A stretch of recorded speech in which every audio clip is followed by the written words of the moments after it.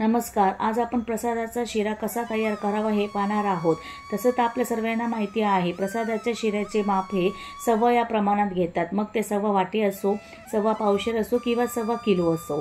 येथे मी सव्वा पावशेर या प्रमाणात प्रसादाचा शिरा तयार करण्यासाठी साहित्य घेणार आहे. यासाठी सर्वप्रथम मी तूप गरम करण्यासाठी ठेवलेले आहे. तूप हे आपण रवा भाजतानाही वरून ॲड करणार आहोत.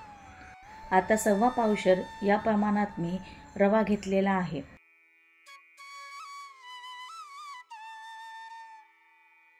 रवा हा जाड किंवा बारीक हे तुमच्या इच्छेनुसार तुम्ही घेऊ शकतात, पण येथे मी जाड रवा घेतलेला आहे, कारण जाड रव्यामुळे प्रसादाला गुठळ्या कमी पडतात, तो चिकटही होत नाही आणि अतिशय रवेदार सुंदर असा प्रसाद आपला तयार होतो.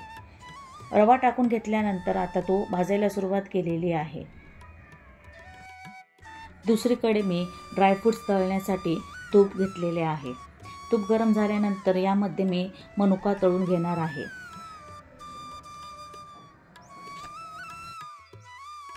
रवा भाजत असताना गॅस मंद ठेवा. रवा हा सारखा भाजत राहा जोपर्यंत त्याला चांगलं तूप सुटत नाही तोपर्यंत. तुम्ही बघू शकता रव्याला अगदी सुंदर असं तूप सुटलेलं आहे. आता रव्यामध्ये दूध टाकून घेणार आहोत. दूध हे थोडे थोडे करून टाकणार आहे.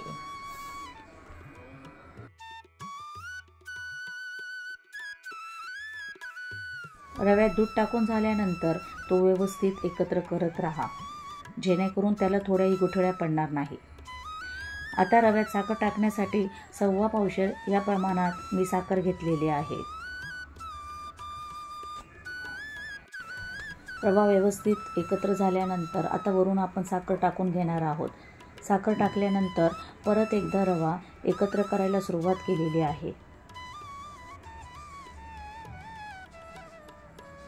आता वरून सर्व ड्रायफ्रूट्स आपण टाकून घेणार आहोत. यामध्ये बदाम, काजू, पिस्ता, तळलेल्या मनुका आणि जायफळ, वेलची, वेलदोडे याची पावडर आपण टाकून घेणार आहोत. हे सर्व टाकून झाल्यानंतर परत एकदा मिश्रण व्यवस्थित एकत्र करून घ्या.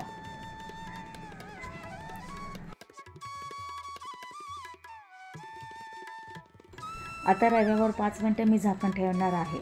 सत्यनारायण महाराजांच्या प्रसादाची चव ही काही वेगळीच असते आणि ते खाण्यासाठी सर्वजण उत्सुक असतात. आता रव्यावरचं झाकण मी काढून घेणार आहे.